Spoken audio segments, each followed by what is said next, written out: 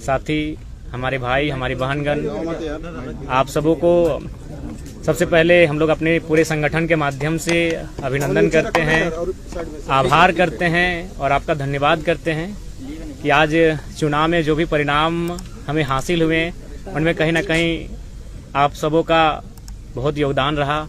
आप सबों ने हम जैसे नौयुवाओं को अपने चैनल में स्थान दिया, हमारे विचारों को गांव-गांव तक लेकर जाने का प्रयास किया। इसके लिए आप सबों का हम लोग तहे दिल से आभार प्रकट करते हैं, अभिनंदन करते हैं। और साथ ही साथ आज ही हमारे 18 जून है, यानी एक साल पहले ही हम लोगों ने राजनीतिक इलेक्ट्रल पॉलिटिक्स में कदम रखने का घोषणा किए थे, फैसला किए थे बलियापुर की मिट्टी से। तो आज साल भर हुए, उसको भी लेकर हम लोग शुभकामनाएं सबों को। और साथ ही साथ झारखंड के तमाम मतदाताओं को आभार करते हैं जिन्होंने हमें पहले चुनाव में फर्स्ट अटेम्प्ट में एज ए हमारे सभी प्रत्याशी निर्दलीय लड़े और उनको लगभग 8.5 लाख के आसपास मत प्राप्त हुए। इसके लिए पूरे झारखंड के जनमानस का आभार व्यक्त करते हैं। और साथ ही साथ हम गिरिडीह से उन तमाम पोस्टल बैलेट के माध्यम से मत देने वाले तमाम मतगणना कर्मियों का आभार प्रकट करते हैं, क्योंकि वहाँ मैक्सिमम जो होते हैं वो मैक्सिमम ही सबके सब एजुकेटेड लोग होते हैं, सब सरकारी नौकरी, अर्ध सरकारी नौकरी को करने वाले लोग होते हैं। और उन्होंने सबसे ज्यादा मत मेरे पक्ष में किया है, लगभग 5000 मत मुझे मिले 10,000 में। तो तमाम मतगणना कर्मी जिन्होंने मतदान किया है उनका एक बार पुनः विशेष आभार। और बाकी इस राज्य की जनता का बहुत बहुत आभार, जिनके माध्यम से आज हमें एक हौसला मिला है, एक नई ऊर्जा मिली है। और साथ ही साथ हम लोग आशा करते हैं, उम्मीद करते हैं कि जिस उम्मीद के साथ राज्य के जनमानस, राज्य की जनता हम लोग पर आस जता रही है, उस पर हम लोग खरा उतरने के लिए आगामी विधानसभा के चुनाव में मजबूती के साथ शिरकत करेंगे। और साथ ही साथ केंद्र में जो नई सरकार बनकर आई है उनको हम बधाई देंगे, उनको शुभकामनाएं देंगे और उनसे अपेक्षा रखेंगे कि सबसे पहले जो नीट का मामला सामने आया है, जिसको लेकर काफी चर्चाएं हो रही है, पूरे देश में माहौल गर्म है, इस नीट में जो समस्याएं आई इनका समाधान किया जाए। क्योंकि आज लाखों करोड़ों युवाओं का भविष्य इन परीक्षाओं में तय होता है, इन परीक्षाओं के माध्यम से अपने भविष्य को तय करते हैं। तो जो नई सरकार देश में बनकर आई है उनसे मेरी अपील होगी झारखंड के तमाम मीडिया हाउस के माध्यम से कि इस समस्या का निदान हो। और साथ ही साथ जो भी हमारे प्रत्याशी जीत कर आए हैं, मैं उनसे इस बात की अपील करूंगा कि वो पूर्वाग्रह की राजनीति ना करेंगे, वो किसी बूथ को गिनकर किसी के सहयोग करने की राजनीति ना करेंगे। मैं उनसे ऐसी अपेक्षाएं रखता हूं और इन्हीं शुभकामनाओं के साथ मैं झारखंड के आने वाले विधानसभा चुनाव के लिए तमाम राज्यवासियों को संदेश देना चाहता हूं कि इस बार ऐसे युवाओं का चयन करें जो राज्य के हित के साथ लड़ाई जो चली आ रही है उसको विराम लगाते हुए एक बेहतर नीति बनाई जा सके। आपकी सवाल। तो आप लोग विधानसभा में क्या रणनीति है आप लोगों का चुनाव लड़ने का? देखिए, विधानसभा के चुनाव हम लोग प्रयास करेंगे कि बहुमत की सीटों पे लड़े। यानी मान के चले हम लोग 8 लोकसभा की सीटों पे चुनाव लड़े थे, तो 8 × 6 = 48, शायद चतरा और हजारीबाग में 5-5, यानी 46 सीटें तो हमारे अंडर आ ही रही हैं। तो उन 46 सीटों पे तो लड़ना ही है। उसके बाद हम लोग जमशेदपुर में प्रत्याशी नहीं दिए थे, खूंटी पे नहीं दिए थे, गोड्डा में नहीं दिए थे। तो हमें लगता है इन 3 लोकसभा में हम लोग जाएंगे, वहाँ हमारे वोटर्स हैं, वहाँ हमारे कार्यकर्ता हैं। तो हमें लगता है कि 55 के आसपास विधानसभा सीटों पर हम लोग चुनाव लड़ते हुए दिखेंगे। तो क्या आप लोग निर्दलीय लड़ेंगे कि कुछ? नहीं, देखिए, दिल्ली इसी क्रम में गए थे। दिल्ली जाने का कार्य डेमोक्रेसी का स्कूल में भी शामिल होना था और चुनाव संबंधित इलेक्शन कमीशन से जानकारियों को भी लेना था। तो हमें लगता है 15 से 25 दिनों के दरमियान हमारे पार्टी का सिंबल भी अलॉटमेंट होने की संभावना बन जाएगी और पार्टी को रजिस्ट्रेशन नंबर भी अलॉटमेंट हो जाएगा। तो पहले इंडियन स्कूल ऑफ डेमोक्रेसी, उसके बाद JNU। जी। इस तरह के व्याख्यान का क्या अर्थ है कि जयराम राष्ट्रीय परिदृश्य में अपनी पहचान और शिनाख्त को बनाना चाहते हैं? देखिए, मेरा उद्देश्य ये रहा कि जिन मंचों में मुझे अवसर मिला, मैंने वहाँ झारखंड की, मैंने तो आशा किया था कि संसद में झारखंड के विषयों को रखा जाएगा, लेकिन अगर संसद में जाने से हम लोग चूक गए तो कम से कम उन संस्थानों तक हमारे विषय जाने चाहिए जहाँ देश और राज्य के तमाम मुद्दों पर विचार और विमर्श किया जाता है। तो उसी उद्देश्य के साथ मैंने उन आमंत्रण को स्वीकार किया, चाहे इंडियन स्कूल ऑफ डेमोक्रेसी का मामला हो या फिर JNU का मामला हो। और साथ ही हम लोग वहाँ एग्रीकल्चर यूनिवर्सिटी भी गए थे, वहाँ के भी तमाम रिसर्च स्कॉलर से मिले जहाँ झारखंड के भी युवा हैं। तो वहाँ जाने का उद्देश्य यही था कि हम झारखंड के विषयों को उनसे साझा कर सकें और उन विषयों पर निदान कैसे हो, आने वाले विधानसभा चुनाव में हमारी स्ट्रेटजी क्या हो, उन विषयों पर बात करने के लिए।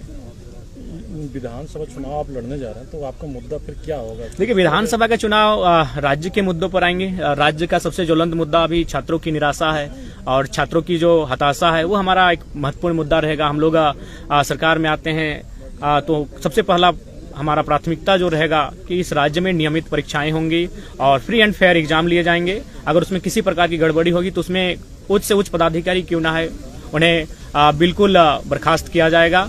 उनके साथ किसी प्रकार की कोताही नहीं बरती जाएगी। जनाब, आप पहली बार लड़े चुनाव, 8 लाख से ज्यादा वोट आपके उम्मीदवारों को मिला है। आजसू पार्टी जो है वो अब एक तरह से अगले विधानसभा चुनाव तक का जो है रोड मैप उन्होंने जारी किया और उन्हीं इलाकों को वो फोकस कर रहे हैं जिन इलाकों में आपकी अच्छी खासी पैठ रही, वोट आपको मिला है।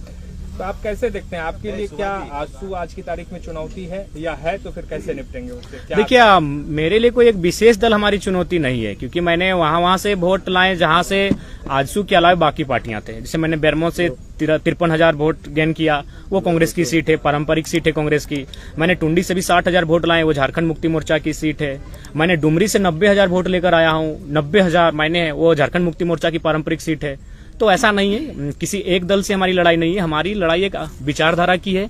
और ये जो फिलहाल जो पॉलिटिक्स कर रहे हैं उससे जनता कहीं ना कहीं कट रही है। हाँ, नो डाउट हमें समय लगेगा, लेकिन आने वाले दिनों में झारखंड की पॉलिटिक्स में हम लोग बेहतर स्थिति में होंगे और एक बेहतर क्षेत्रीय पार्टी के रूप में होंगे। अकेले लड़ेंगे आप? जी, फिलहाल हम लोग विधानसभा के चुनाव अकेले लड़ेंगे। जयराम जी, ये देखा गया चुनाव में कि केवल एक जाति विशेष का। दादा, अब हम आपसे करवत प्रार्थना करना चाहेंगे, आप सभी लोग इंटेलेक्चुअल लोग हैं, एकेडमिक लोग हैं, मीडिया हाउस के लोग, अब इस सवाल से हमें बचने दिया जाए, इस सवाल से हमें रहम किया जाए। 3.5 लाख एक जाति के वोट नहीं है। आप एक एक बूथ को सर्वे कर लीजिए, एक एक गांव, एक एक पंचायत का सर्वे कर लीजिए, 3.5 लाख वोट एक जाति के नहीं है। हाँ, ये सच्चाई है, जो भी बंदा जिसी समुदाय का रहता है उस समुदाय का वोट उसका बेस वोटर होता है। इससे कोई इनकार नहीं कर सकता, ना मैं इनकार कर रहा हूँ। लेकिन 3.5 लाख वोट किसी एक समुदाय के वोट नहीं है। सभी ने मुझे अपार जन समर्थन दिया है। लोकसभा चुनाव में आप रिजर्व सीट पे उम्मीदवार नहीं दिए। जयराम जी, आजसू का जो कैडर वोट है महतो बिरादरी का, वही कैडर वोट वहाँ पे आपको मिला। और जो जेएमएम का कैडर वोट है तो चाची के इलाके में जो महतो वोट है वहाँ आपको मिला। देखिए, एक जरीडी प्रखंड आता है, इलाके में ही आपको समर्थन मिला। नहीं, आप भूल कर रहे हैं। जरीडी प्रखंड आता है, जरीडी प्रखंड में एक ही महतो गांव है, वहां से मैंने 17,000 वोट गेन किया है। तो मुझे लगता है आप लोग थोड़ा सा भूल कर रहे हैं। आप लोग को और ग्राउंड में जाकर सर्वे करने की आवश्यकता है, क्योंकि आप लोग उन्हीं बातों को सुनते हैं जो मीडिया में बाकी दलों के नेता कहते हुए दिखते हैं। आप जनता के बीच जाइए और जनता के बीच जानने का प्रयास कीजिए कि आज हमारा रोल क्या है। आप चले जाइए बेहरा कुदर, वो एक राजपूत समाज का गांव है, वहां मुझे अच्छा वोट मिला। आप चले जाइए चौबेडी, वो ब्राह्मण का गांव है, मुझे वहां से अच्छा वोट मिला। तो मैं किन किन समुदाय को गिनाऊं, बताइए? हर एक समुदाय ने मुझे अच्छा मत दिया है। तो इसीलिए कृपया अब कम से कम 2 साल बाद मैं आपसे आग्रह करता हूं कि इस विषय को विराम दीजिए एक जाति का लेकर। आज हम लोग जिन विषयों पे बात कर रहे हैं, ये विषय तो देश स्तर के विषय हैं, ये विषय राज्य स्तर के हैं, और वो नेता हमारे वहाँ चुप रहते हैं। तो मैं जिन विषयों पर लड़ाई लड़ रहा हूँ, जिन विषयों पर मैं रिजल्ट हासिल कर रहा हूँ, ये पूरे राज्य के विषय हैं। रिजर्व सीट पे आप लोकसभा चुनाव नहीं लड़े? नहीं दादा, लड़े। 2 रिजर्व सीटों पे हम लोग चुनाव लड़े। सिंहभूम में हम लोग हो समुदाय के साथ गए, दुमका में हम लोग संथाल समुदाय के साथ गए, और सिंहभूम के हमारे प्रत्याशी लगभग 50,000 वोट लेके आए। 44 के 45,000 वोट था। जहाँ जेएमएम का उम्मीदवार नहीं, ऐसा कुछ नहीं है, ऐसा कोई प्लानिंग नहीं है। हम लोग ये देखें कि हम लोग वोटर्स कहाँ हैं, कहाँ हमारे केडर हैं, जहाँ चुनाव में काम हो सकता है। गोड्डा में भी हमारे थे, लेकिन वहां तक हम लोग पहुंच नहीं पाए, प्रत्याशी नहीं मिल पाया। तो ऐसा नहीं है। हम लोकसभा चुनाव में आप सामान्य वर्ग के कैंडिडेट्स को बहुत न के बराबर उतारे। देखिए, एक्चुअली देखिए, लोग विधानसभा चुनाव में दिखेंगे निसंदेह। हम लोग गोड्डा के लिए भी प्रीफर किए थे कि उस सीट पर हम लोग सामान्य प्रत्याशी को रखें, लेकिन नहीं प्रत्याशी सामने आया। देखिए, सामान्य वर्ग कहीं ना कहीं थोड़ा सा आज के मैंने डेट में भी संपन्न है, तो इसलिए थोड़ा सा लेट लगे। उस समुदाय के बीच हमें आने में थोड़ा लेट लगेगा, लेकिन वे भी दिल खोल के तैयार हैं कि ये बच्चे जो आ रहे हैं राजनीति में, उनका स्वागत करेंगे। तो निसंदेह सामान्य वर्ग के लोग भी हमारा स्वागत करेंगे, उनके बीच भी हम लोग जाएंगे। गांडे उपचुनाव भी था, फिर क्यों नहीं लड़े उस पे? गांडे उपचुनाव हम लोग इसलिए नहीं लड़ पाएंगे, लोकसभा का चुनाव भी उसी तारीख को था और हम लोग नहीं मैनेज कर पाए, क्योंकि हमारा व्यवस्थित कोई टीम नहीं था, और व्यवस्थित टीम नहीं होने के कारण हम लोग इन चीजों को हैंडल नहीं कर पाए। एक अच्छा मौका था, क्योंकि आपके समर्थक आपको मुख्यमंत्री के तौर पर देते। चुनाव लड़ेंगे। देखिए, मैंने शुरुआत में ही कहा था, यहीं पर मेरा प्रेस कॉन्फ्रेंस था, आपके बीच ही मैंने कहा था कि मैं लोकसभा का चुनाव अपनी मर्जी से लड़ूंगा, और गिरिडीह लोकसभा को मैंने प्रीफर किया था, धनबाद लोगों की मांग थी। लेकिन विधानसभा का चुनाव हम लोग प्रयास करेंगे कि जनता की राय के आधार पर लड़ेंगे। तो फिलहाल तय नहीं हो पाया है, लेकिन उम्मीद है कि यह बहुत जल्द तय हो जाएगा और कि विधानसभा का चुनाव हम कहां से लड़ें। जयराम जी, युवाओं को काफी आपसे उम्मीद है, और वो लोग शिक्षा को लेकर, जैसे पेपर लीक हो रहा है, उसको लेकर आपसे काफी उम्मीद रखते हैं, और चूंकि आप चुनाव लड़ चुके हैं, तो आगे की क्या रणनीति होगी आपको? देखिए, 2018-21 का डिग्री अभी तक मुक्ति नहीं किया गया। देखिए, उन सब विषयों पे हम लोग लगातार मुखर होकर बोले हैं। आज हमारे बीच हमारे बड़े भाई देवेंद्र जी बैठे हैं। चुनाव के दौरान इनको लगभग 15 दिन जेल के भीतर रहना पड़ा, तो कारण वही था पेपर लीक का मामला। तो देखिए, जहां तक हम लोग का सामर्थ्य है, जिन विषयों पर हम लोग हमने देखिए, लड़ाई दो तरीके से लड़ी जाती है, या तो सदन के भीतर या तो सड़क में धरने के माध्यम से। तो हम लोग अगर सदन में नहीं तो सड़क से तो लड़ाई लड़ ही रहे हैं, सड़क से तो लगातार अपनी आवाज को बुलंद कर रहे हैं। हमारा जो सामर्थ्य है उन चीजों पर हम लोग कभी पीछे नहीं हटे। हम लोग कभी भी आवाज उठाने से, यहाँ तक आज मेरे ऊपर भी 13 FIR है, एक भी व्यक्तिगत FIR नहीं है। FIR क्यों मिला है? न किसी कंपनी में धरना देने के लिए, किसी को मुआवजा दिलाने के लिए, किसी को नियोजन दिलाने के लिए। तो ऐसा नहीं, हम लोग तो जनता के लिए अपना सर्वस्व निछावर कर चुके हैं। उतना छोड़िए, आज हम लोग घर का दृश्य नहीं जानते कि मेरे घर का दृश्य क्या है। घर में न जाने कितनी प्रकार की घटनाएं घटी, लेकिन हम लोग घर तक नहीं जा पाए, घर तक कदम नहीं रख पाए। हम लोगों ने सब कुछ अपना झारखंड को ही परिवार माना है, झारखंड को ही अपना घर माना है, और पूरे झारखंड वासियों के लिए हमने अपना सर्वस्व निछावर करने का प्रयास किया है। जयराम जी लगातार बोलते हैं कि पैसा वाला हम लोग नहीं है, तो आप लोग कैंडिडेट्स का नाम घोषणा कब कर रहे हैं? चूंकि जो विधानसभा चुनाव है उसमें समय देखिए, सबसे पहले बात मैं आप सबों से भी एक बार आग्रह करूंगा, चूंकि आप लोग का प्यार मिला, इसके लिए हम लोग हकदार भी थे। क्योंकि झारखंड के माध्यम से हम लोग देश की पॉलिटिक्स को भी एक अच्छा संदेश दिए कि हम लोग बिना पैसे की पॉलिटिक्स किए। तो एक बहुत सुंदर संदेश गया है। आसान नहीं है कि आप बिना पैसे से 8 लाख वोट गेन करते हैं। ये फिलहाल आज के दौर में 21वीं सदी में जिस प्रकार आज देश का माहौल है, उस माहौल में आप 8 लाख वोट बिना पैसा खर्च करके गेन करते हैं, तो ये कहीं ना कहीं बहुत बड़ा संदेश है, एक सकारात्मक संदेश है भारत के लोकतंत्र के लिए। और उस हिसाब से मैं सभी का धन्यवाद देना चाहूंगा। और बिल्कुल हम लोगों ने कहीं भी मैं अगर अपने गिरिडीह लोकसभा की बात करूं तो 2200-2300 के आसपास बूथ थे, उनमें हमको लगता है 1200 से 1300 के बीच ही हमारे एजेंट बैठ पाए थे। 1000 बूथों पे हमारे एजेंट भी नहीं बैठ पाए थे, लेकिन वहां से हमें अच्छा वोट मिला है। तो एक तो बेहतर संकेत हम लोग दिए हैं। बीजेपी की ओर से डॉक्टर हेमंत बिस्वा दादा इधर पूरा देश देखिए 2 खेमे में बटा हुआ था, या एनडीए के साथ या इंडिया के साथ। आपको लगता है कि इन 2 खेमों को इग्नोर करके एक बीच का रास्ता निकाल करके आप कहां तक पहुंच पाएंगे? आपको लगता है कि प्री पोल भले ना हो मगर पोस्ट पोल अलायंस आपको करना पड़ेगा चुनाव के बाद? देखिए, अगर ऐसी स्थिति आती है तो हम लोग एक रायशुमारी करेंगे, जनता के बीच जाएंगे। जनता के बीच जाने में हमें समय नहीं लगता है, हम लोग ऊर्जावान हैं और जनता से इस राय को लेकर चलेंगे कि भाई आपने हमें मत दिया है। अगर ऐसी नौबत आती है तो जनता की राय से होगा, लेकिन फिलहाल हम लोग चुनाव अपने बूते लड़ेंगे, अपने सामर्थ्य के दम पर लड़ेंगे। सोशल मीडिया में चर्चा चल रहा है कि जयराम जी बीजेपी के साथ जा सकते हैं। देखिए, सबसे पहला बात, ऐसा कोई बात नहीं है। अब देखिए, लोग तो बहुत सारी कहानियां बनाएंगे, बहुत सारी किस्से भी सुनाएंगे आपको। मोदर बाबू एक PhD स्कॉलर हैं, एक राज्य की एक ऊंची सेवा को दे चुके हैं। और हम लोग चूंकि युवा है, हमारे मुख से त्रुटिपूर्ण बातें कभी निकल सकती है, लेकिन उनको एक सज्जन व्यक्ति हैं। अगर वो इस प्रकार की बच्चों जैसी चुनौतियां दे रहे हैं तो मुझे लगता है थोड़ा सा लिमिट में ही चुनौतियां दें, नहीं तो अगर स्वीकार कर लिए तो फिर दिक्कत उन्हीं को होगी और जोरदार दिक्कत होगी। देखिए, उन्हीं का सवाल जो उन्होंने सवाल किया था, देखिए ढोलू महतो का सवाल, देखिए एक बात सुनिए। क्या समर्थन, क्या ढोलू महतो का विधानसभा बागमारा है, वहां चंद्रप्रकाश चौधरी जी हमसे 40,000 वोट से लीड करते हैं। तो अगर ढोलू को मेरा समर्थन होता तो हम 40 से लीड करते हैं। अगर ढोलू जी का समर्थन हमको होता, हम वहाँ 46,000 वोट लाएं, बहुत अच्छा लाएं। क्योंकि बागमारा एक शहरी क्षेत्र है प्लस ढोलू का क्षेत्र है, वहां से एक नया लड़का 47,000 वोट लाता है, ये बहुत बड़ी बात है। अगर उनका समर्थन होता तो कम से कम मेरा 70 से 75 होना चाहिए था। चीजों को समझिए, हम वहाँ तीसरे पायदान पर हैं। अतः बागमारा विधायक जो वर्तमान में सांसद बन चुके हैं, उनका कोई संबंध नहीं रहा है। ये एक मीडिया में आया था, लेकिन वो सच्चाई नहीं है। विधानसभा चुनाव में सामान्य वर्ग को क्या टिकट देना? बिल्कुल, क्यों नहीं है। हर एक वर्ग, हर एक तबका, सबके साथ लेकर चलना है। अरे हम लोग बिल्कुल देंगे। आज होश हवास में इतने मीडिया कर्मियों के माध्यम से कह रहे हैं, स्वर्ण वर्ग को भी हम लोग विधानसभा में उतारेंगे। और बाकायदा हम लोग चाहेंगे कि एकेडमिक लोग आए, कुछ पत्रकारिता से भी लोग आए। हम तो संविदा को ऑफर कर रहे हैं, गोड्डा की किसी एक सीट को चयन करें। अभी 6 महीना का समय है, गोड्डा, महागामा, पोड़ाहाट, एक सीट का चयन करें। हम आपके सामने कह रहे हैं, अगर सनिदा एक सीट का चयन करते हैं गोड्डा से तो हमारे प्रत्याशी होंगे। उम्मीदवार या फिर गैर खते? देखिए, हाँ, सवाल कर रही है दीदी। आपके जितने कैंडिडेट थे लगभग तीसरे पायदान पर रहे, बहुत मेहनत की है संविदा। उनको फिर से मौका। देखिए, ये संगठन तय करेगी। पहला बात तो उनको हम लोग सांसद मान चुके हैं, तो वे सांसद की तैयारी कर ही रहे हैं। 2029 में निश्चय ही सांसद बनेंगे, लेकिन उसके बावजूद अगर संगठन को लगा कि वे विधानसभा में आने चाहिए तो संगठन जैसा तय करेगी, संसदीय बोर्ड जो तय करेगी। दिया था कि जो सांसद का चुनाव लड़ेंगे वो विधायक नहीं लड़ेंगे। हाँ, ये हमने इसलिए कहा था कि हम लोग सत्ता के विकेंद्रीकरण की बात कर रहे हैं, नए नए चेहरों की बात कर रहे हैं, तो हम लोग चाहते हैं कि बाकी जो पार्टियां उनसे अलग पॉलिटिक्स करें।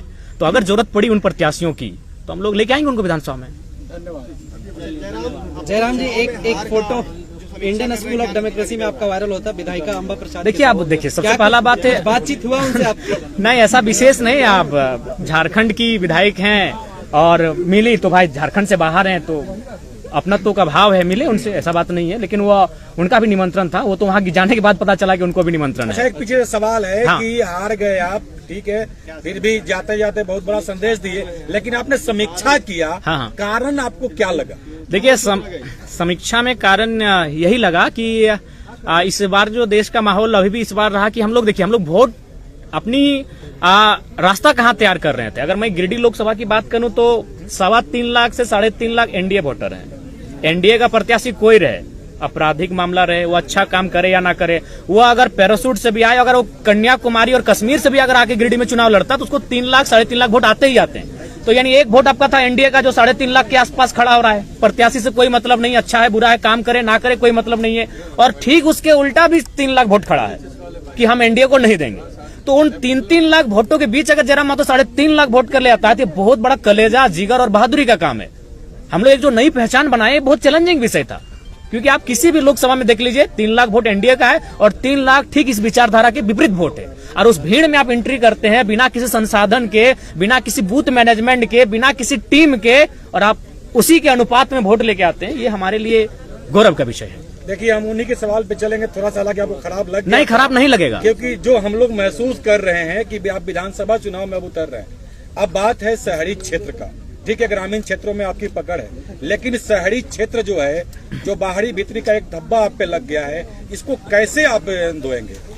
देखिए, एक बात हम स्पष्ट कह रहे हैं, ये लड़ाई बाहरी भीतरी की कब रही। हमने ये कहा कि जिस प्रकार, अच्छा एक बात बताइए, आज भारतीय जनता पार्टी जिसकी आप बात करते हैं, उड़ीसा में उन्होंने किस आधार पर चुनाव जीता, क्या किसी को आइडिया है? क्योंकि लोकसभा का चुनाव था, इसलिए उड़ीसा का मैसेज किसी तक नहीं आया। भारतीय जनता पार्टी ने किस बेस पे उड़ीसा का चुनाव जीता? अभी कहाँ 5 बार के सीएम पटनायक जी 5 बार के काबिल सीएम को पटकनी दिया, क्या आधार था? पांडियन, बीके पांडियन, जो कह सकते हैं कि चूंकि ये तो विवाहित शायद नहीं है माननीय मुख्यमंत्री, मुझे उतनी जानकारी नहीं, उनका बच्चा शायद नहीं है, तो उनको अडॉप्ट कर रहे थे एज ए सीएम। पांडियन कौन है? साउथ के हैं। बीजेपी उड़ीसा में क्या नारा देती है कि साउथ इंडियन उड़ीसा में नहीं चलेंगे। तो हम भी वही चाहते हैं कि कोई भी पूरे भारत के लोग यहाँ आए, अपना व्यवसाय करें, रहे खाएं, लेकिन नेतृत्व झारखंड के मूलवासी करेंगे। यही बीजेपी का नारा है। पब्लिक जनता को लेके आप क्या? जनता को हम स्पष्ट कहेंगे, बिल्कुल आप ये जो भाव उत्पन्न हो रहा है, चूंकि हमारे भी लोकसभा में ये आया था कि जयराम जीतेगा तो आपको बस में बैठ के घर जाना होगा, बिल्कुल ये गलत बातें हैं। आप जहां रहते हैं, वहां आप जिस नौकरी को करते हैं, आप जहां लीगली तरीके से रहते हैं, स्वागत है आपका। हमारे लोग भी लगभग 16 से 18 लाख लोग प्रदेशों में रहते हैं, ऐसा नहीं है ये केवल भ्रम है। लेकिन हाँ, नेतृत्व का अवसर इस राज्य के लोगों को मिले, ये सबको स्वीकारना होगा। टाइगर, एक सवाल है, गोमिया विधायक लंबोदर महतो बोल रहे हैं कि आप झारखंड मुक्ति मोर्चा के इशारे पे काम करते हैं। अच्छा, तो झारखंड मुक्ति मोर्चा के इशारे पे काम करते हैं तो डुमरी में हमको 90,000 वोट कैसे आता? एक पीएचडी वाले व्यक्ति अगर इस प्रकार के बयान दे रहे हैं तो हमको लगता है उचित नहीं है। टुंडी में हमको 60,000 वोट फिर कैसे आ जाता? बेरमो जो महागठबंधन का सीट है वहां हमको 50,000 वोट कैसे आता? उपचुनाव में सीट नहीं, हमने स्पष्ट कहा है कि हमारा पहला चुनाव किसी की मौत पे नहीं लड़ेंगे। वहां स्वर्गीय जगन्नाथ महतो की मृत्यु हुई थी और हम लोग पहला चुनाव शुरुआत किसी की मौत से करें, ये हमारा, चूंकि हम लोग सिद्धांतिक पॉलिटिक्स करेंगे, चुनाव हार जीत से ऊपर। अगर हम लोग को केवल चुनाव ही फोकस होता तो मैं आपको बताना चाहूंगा, एक पार्टी ने तो हमको यहां तक कहा था कि अगर आप नहीं लड़ेगा तो देवेंद्र जी को मना दीजिए, आप एक लड़का हमको दे दीजिए चुनाव लड़ने के लिए, हम लोग को प्रत्याशी नहीं मिल रहा है। तो अगर हम लोग को सांसद बनना होता तो आज जयराम महतो के पश्चात आप नहीं बैठे होते, आज सांसद जयराम महतो के साथ आप बैठे होते, क्योंकि मुझे भी आइडिया है कि किस सीट को कौन निकाल सकता है। दोनों दलों ने हमें सीधा ऑफर दिया था, एकदम सीधा, दिल्ली से डायरेक्ट टेलीफोन था, एक से हमारा 18 मिनट टॉक हुआ था, एक से 4 मिनट 45 सेकंड टॉक हुआ था कि आप लड़िए हमारी, और ऐसा नहीं कि आप एक सीट से, क्योंकि हमने नेता नहीं रहे भैया, जनता का आशीर्वाद है, हम लोग जननेता हैं, किसी सीट से चुनाव लड़ने का मादा रखते हैं, 4-5 सीटों से चुनाव लड़ने का मादा रखते हैं। और उन्होंने वही ऑफर दिया था कि आप गिरिडीह से लड़िए, आपका मन हो धनबाद लड़िए, आपका मन हो रांची चले आइए। इसी से जुड़ा हुआ सवाल है, गांडे से भी आप नहीं होता है, आप मर्ज नहीं करेंगे अगर जीतते हैं चुनाव तो? जैसे देखिए, नहीं, हम लोग हाथ जीत से ऊपर की पॉलिटिक्स करने के लिए आए हैं, कोई मर्ज नहीं करेंगे दादा। पोस्ट अलायंस पर जनता के राय के बाद हम लोग सोचेंगे, लेकिन मर्ज कहीं नहीं होगा, क्योंकि हम लोग एक ऐसी पॉलिटिक्स कर रहे हैं कि जहां हम लोग रुकेंगे आने वाली पीढ़ी वहां से स्टार्ट करेगी। देखिए, पहले बात, अभी गिरिडीह अभी भी आप जाके देखिए, आप देवेंद्र दा का जहां कैंपेन वहां जाके देखिए, आज भी लोग अपने घरों में चावल इकट्ठा करके रखे हैं, आज भी लोग अपने घर में आलू और प्याज इकट्ठा करके रखे हैं। उस विश्वास का कत्ल नहीं होगा दादा। चुनाव हार जाएंगे, क्या होगा? यहाँ जीने के लिए कोई थोड़ी आया है, लेकिन उन भरोसे के साथ उन भरोसे का कत्ल नहीं किया जाएगा। हम लोग सैद्धांतिक पॉलिटिक्स करने आए बोले तो अगर हमको अपनी महत्वाकांक्षा होती हम संसद में होते। आज हम संसद में होते, जब 3.5 लाख वोट हम अकेले ला सकते हैं, अपने दम पर ला सकते हैं, तो दोनों पार्टियां हमें टिकट कर रही थी। आराम से एनडीए और यूपीए को चयन करते किसी सीट से और निकल जाते, संसद भवन में कमरा भी मिल जाता और झारखंड की समस्याओं को उस पार्टी से रख देते। लेकिन उस भरोसे का क्या होगा जो 85 साल की बूढ़ी महिलाएं आज खाना नहीं खा पा रही हैं। हम कई बार उनसे मिलने गए कि अभी चुनाव बहुत है, हम लोग अभी 29 साल के आगे भी चुनाव लड़ेंगे। रो रही हैं, 5-6 साल की बच्चियां रो रही हैं कि नहीं कैसे हार गए टाइगर। तो उस भरोसे को हम लोग कहीं ना कहीं दरकिनार नहीं कर सकते हैं। दुनिया चौधरी को मंत्रिमंडल में जगह नहीं मिला, उसका फैक्टर जयराम महतो को बता रहे हैं। देखिए उसका फैक्टर वो स्वयं है, इसलिए स्वयं है कि उन्होंने कभी नहीं कहा कि हम लोग उनका मुद्दा क्या होगा। उन्होंने एक ही चीज कहा कि जयराम से ऊपर है राम। और स्वाभाविक है, हम लोग इंसान है, राम जी हमसे ऊपर हैं, लेकिन क्या भगवान राम के नाम पर चुनाव लड़ना चाहिए? मुद्दे हैं लड़ने के लिए, आप उन मुद्दों पे लड़िए। अब तो मैंने राम को अल्लाह को दूर रखिए राजनीति से। कब तक इस देश की राजनीति को यूं ही मतलब धार्मिक उन्मान में लोग रखेंगे? हम चाहते हैं कि पढ़े लिखे नौजवान जब आ रहे हैं राजनीति में तो कम से कम राजनीति को शुद्ध रखें। इनमें उनका स्वयं दोष है। अगर उनकी स्ट्रेटजी होती, अगर वो गांव जाते हैं तो जयराम आते हैं क्यों रणभूमि में?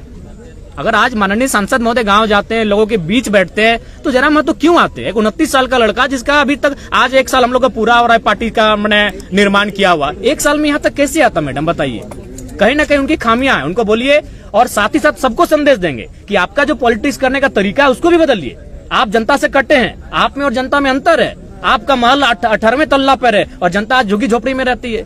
आप जनता से कटे हुए लोग हैं, आप जनता के लिए काम नहीं कर रहे हैं, जो भी कर रहे हैं अपने परिवार को भरने काम कर रहे हैं। और महोदय सांसद से कहिएगा कि आप तो रामगढ़ के हैं, आप सुन रहे हैं लइयों में जमीन खरीद ली है। सॉरी, वीडियो देखा, उसमें बोल रहे थे कि ये उम्मीद नहीं था कि 3.5 लाख वोट लेकर आएंगे जयराम महतो। हम राहुल गांधी जी से बात करेंगे और उनको कांग्रेस में लेकर आएंगे और तमाम तरह की बातें जो आपको लेकर कहते हैं, इस पे क्या कहना चाहिएगा? देखिए हमको तो डाउट है कि उनका राहुल गांधी से बात होता भी है कि नहीं। तो सबसे पहले देखिए, ठीक है, सुनने में आ रहा है कि इरफान दा मंत्रिमंडल संभालने जा रहे हैं, तो पहले उनको बधाई देते हैं और उनको कहेंगे कि थोड़ा सा अब ये जो कॉमेडी वाला बात करते हैं ना, देखिए इरफान दा नो डाउट उनको लोग इसीलिए फॉलो करके रखे हैं कि दिन भर का तनाव को मुक्त करें उनको सुन के। तो उनको बोलेंगे थोड़ा आप सीरियस पर्सन बनिए। अगर आप मंत्रिमंडल में जाने वाले हैं आलम के स्थान पर, तो आपका विषय क्या होगा? अगर आपको नहीं मालूम है तो मैं आपको विषय देता हूं। आपका सबसे पहला विषय होगा कि जामताड़ा को साइबर क्राइम के धब्बे से मुक्त कराइए। सबसे बड़ा विषय आपका होगा। आपका दूसरा विषय होगा कि जामताड़ा की स्थिति देखिएगा, जामताड़ा के 95% जो पेशेंट होते हैं वो धनबाद आते हैं इलाज करने के लिए, और आप बतौलेबाजी करते हैं। आप रणधीर सिंह के साथ बतौलेबाजी करते हैं, तो कभी भानु प्रताप शाही से, तो कभी निशिकांत दुबे से। ठीक है, कटाक्ष कीजिए, लेकिन जो जेन्युइन समस्या है, जो गंभीर समस्या, उन पे बात कीजिए, उन पे काम कीजिए, उन पे रोड मैप तैयार कीजिए। तो उनको हमारा ये संदेश रहेगा। अरे ठीक है, पहले आपका उनका सीट संकट में है, वो हमारे साथ आए। जयराम दा, इरफान दा तो यहाँ तक, इरफान अंसारी जी तो यहाँ तक बोल दिए कि आपकी दूसरी शादी हो गई है कहीं पे चुपके से। देखिए आप वो बोले थे मेरे वीडियो में, इसलिए मैंने आपसे पूछ दिया। नहीं, ऐसा है, ये सब निराधार बातें हैं। शादी करके आपको लगता है कि कोई मतलब छुप के रह सकता है? ये आसान बात नहीं है। ऊपर से हम लोग को 1 साल पॉलिटिक्स हुआ है भैया। इससे पहले मेरा पास्ट है, आपको मैं बताना चाहूंगा। एक प्रत्याशी जो संसद के चुनाव में लड़ रहे थे, उनकी एक टीम गई स्पेशल मेरे तोपचाची प्रखंड में, और तोपचाची प्रखंड से लगभग 150 नौजवान जिनकी उम्र थी 25 से 30 साल, उनको इकट्ठा किया, जो मेरे साथ खेलते कूदते थे, और उनसे यही सवाल किया कि यार कोई अफेयर का मैटर बताओ ना। तो उन लोगों ने एक ही चीज कहा कि उस लड़के को हम लोग बचपन से जानते हैं, उसको 2 ही जगह देखें, एक अपने गांव से बस में बैठकर कॉलेज जाना, और दूसरा शाम को आके फुटबॉल खेलना, इसके अलावा उसको कहीं नहीं देखें। तो ये चीजें भ्रामक हैं, ऐसा कोई विषय नहीं है। और होगा तो छुप के क्यों करना यार, बताइए ना समर भैया। प्रेम, किसी ने प्रेम किया है तभी हम लोग का उत्पत्ति हुआ है। यहाँ जितने लोग बैठे हैं, जितने लोग खड़े हैं, अगर एक नर और नारी के बीच प्रेम हुआ है उनके मध्य, तभी हम लोग का सृजन हुआ है। तो प्रेम से मुकरना क्या, प्रेम से इनकार क्यों करना? प्रेम करने के लिए कोई मिले तो।